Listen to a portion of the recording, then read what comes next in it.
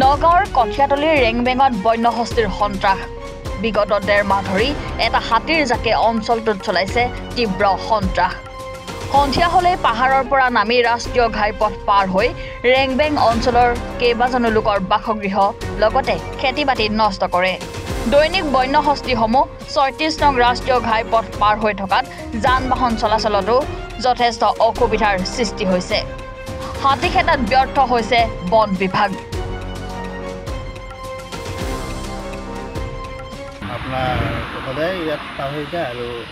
বহুত প্রবলেম হয়ে থাকে ইয়াত গাড়ি সারি আহি থাকে ঘরটো ভাঙি দিছে ১.৫ মাহ দি হয়ে আছে বহুত প্রবলেম হয়ে আছে আমার এনেকা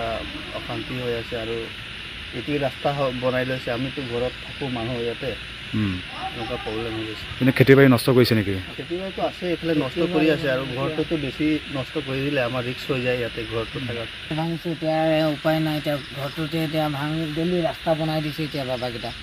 এতিয়া বাবাক আমি এতিয়া কি ক'ম এতিয়া আমাৰ ৰাস্তা বনাই দিছে আগৰ পৰা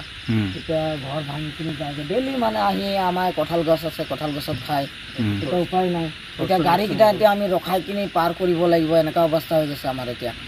এতিয়াও বেনা চেনা মাৰা মানুহ নাই এতিয়া ফৰেষ্টৰ যে আমাক কোনো উপায় নিদিয়ে এতিয়া আমাৰতো এতিয়া ধৰ লাইট নাই ধৰক এতিয়া লাইটটো বাহিৰ পিনে কৰোঁ লাইটটো তেতিয়াও পাৰ হৈ যায় এতিয়া যে ঘৰত কিবা বন চন দিয়ে বোলে কিবা এটা আমি ফুটাই কিনি যে পাৰ কৰোঁ এইটোও নাই